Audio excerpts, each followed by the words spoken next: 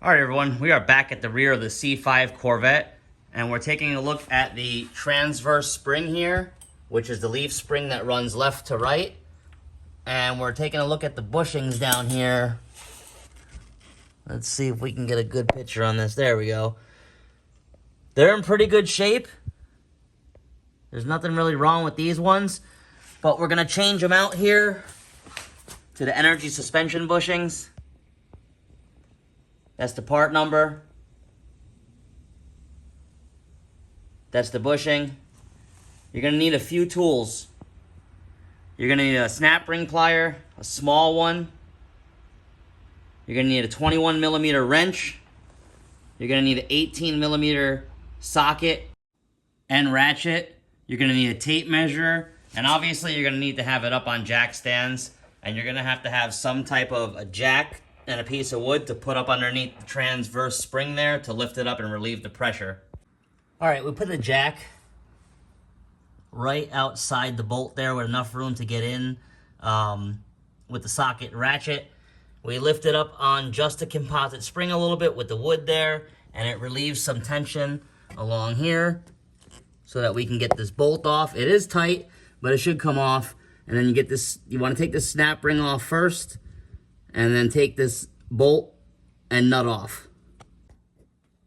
All right, we removed the snap ring. Before you start loosening this, you're gonna wanna take a measurement with that tape measure and mark down the length of the bolt from the top here to the shoulder of the nut right here. All that threaded area and this top hex area, you wanna measure all that, because that's the exact spot you need to put it back in.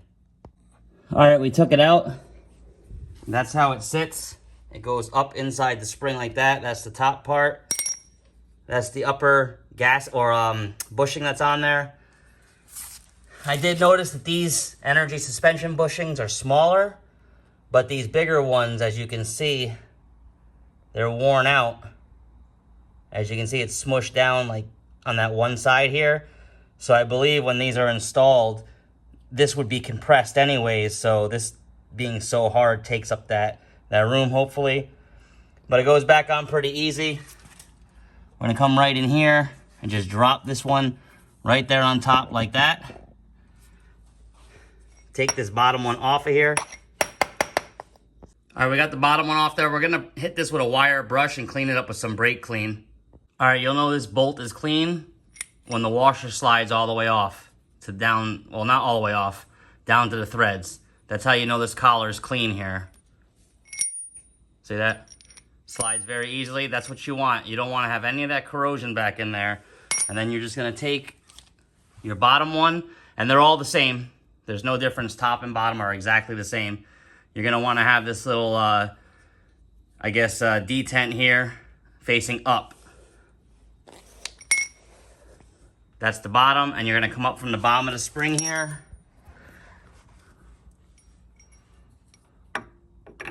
Right in there like that, and just tighten everything back down and measure it.